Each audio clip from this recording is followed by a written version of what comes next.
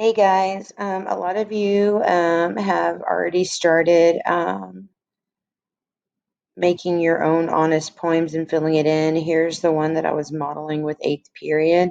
So as you fill it in and you do your information, um, eh, you're going to have to reformat it to read like his did. So the fill in the blank is there to help you out with writing it. So you're going to do it like this first, right? And then you're going to retype it so that it looks like, hold on one second. Sorry, I should have had this up.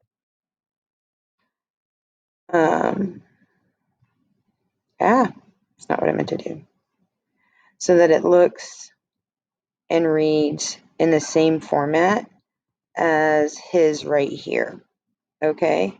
So you're going to fill it in and then you're going to write it in stanzas. So it's not going to be choppy and like this. You're going to have to make it read a little bit smoother and more fluidly. After you've done with doing that and fixing the format of it, and I will be modeling this in y'all's classes, there's a third part that you're supposed to do. So go to the page 3 and look here. It says your honest poem annotations. So I want you to tell me about your own poem. What is the theme of your poem? Is it about life or society, what they should or need to do? And think about the topic, your overall topic. And just like Francisco's topic is himself, y'all's is about yourself and your truths, right? So what is it you want people to realize? Or society too. Then think about your tone. What attitude do you have towards yourself? Maybe you have a sense of humor. Maybe you're sad. You tell me what you think your tone is. And notice that there's two halves because when you look at the original poem here, you have here's what he is or has been in the past, and then here where he says, "Hi, my name is Rudy." This is that shift, and we've talked about shifts before when we did the poem Knock Knock, when there's that change. And so there's a change here. So maybe you can recognize that there's a different tone in this second part of yours. And I want you to tell me what it is. Then, what is the mood? What moods did you hope to create for your audience and how did you create them? Was it the examples you used? Was it your word choice? Was it the things you said? But you tell me. And then how would you chunk your point? I know for y'all's, I kind of chunked it for y'all a little bit when we were talking about it. And you can see it on here. And I think that showed up on y'all's. I hope so. But if not, you have those chunks there. But how would you separate your poem and tell me why? And then how would you summarize them? Now remember, I'm only looking for 3 to 5 words and your main points. I don't want you to paraphrase or retell me your poem. It's important that we get away from just rewording or rephrasing what we've already said and look at the depth and the main ideas that you're covering, which we are going to practice in class today. What questions do you think people would ask if you shared this? What do you think would surprise others if they read your poem? And I said if because the only people reading it is obviously me. What are some examples of characterization in your poem? Remember, characterization has everything to do with how you speak about yourself, the things you say, how you interact with others. Um, in this case, we can't do body language, but you can give another example of one of the other things that you said.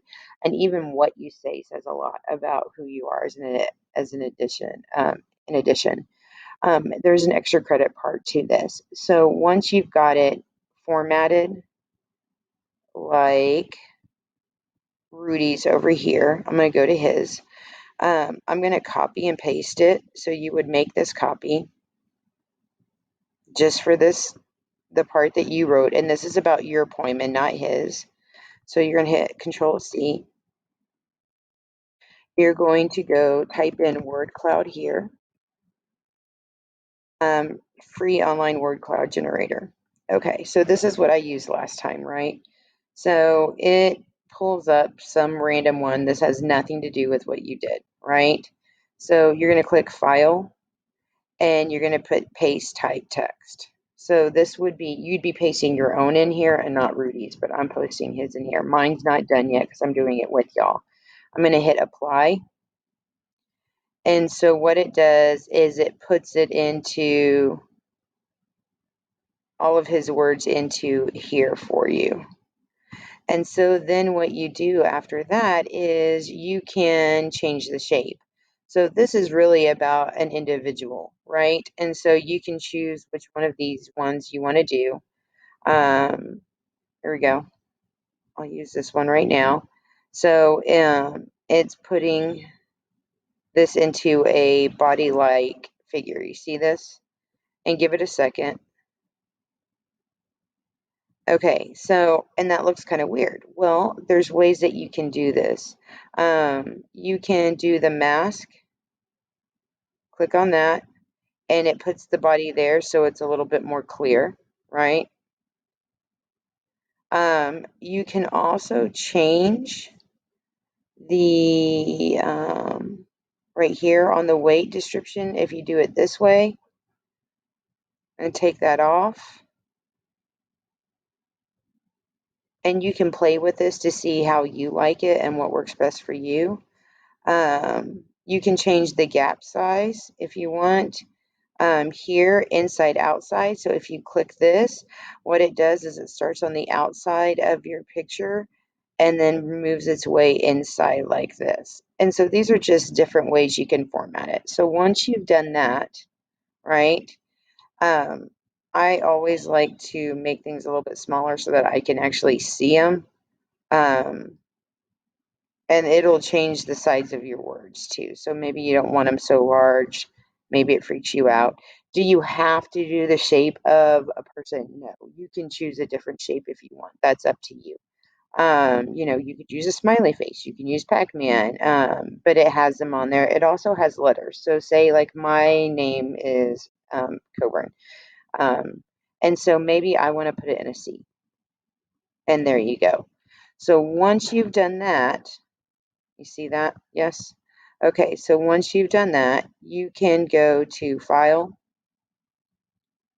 and you can do Save Image As, and you're going to click that and rename it as so-and-so's honest poem. So I'm going to just put Coburn's, even though it's not my poem, but I'm just showing you Coburn's honest poem, right? I'm going to save it as a PNG, or you can save it as a PDF and upload it. So you're going to click Save.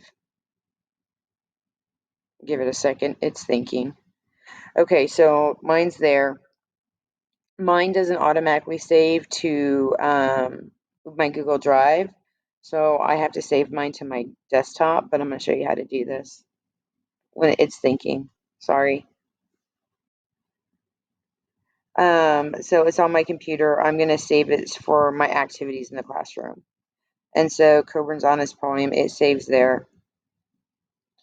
And so I've saved it. And so you'll upload your PDF. It should automatically for y'all go to your Google Drive. So when you go to the assignment in your classroom, and it says add or upload, and it's like add plus or upload, you're going to click that add or plus sign. And what you're going to do is then go to your Google Drive and find it. And because you renamed it as your honest poem, you can type that in and it should come in pretty quickly. Okay.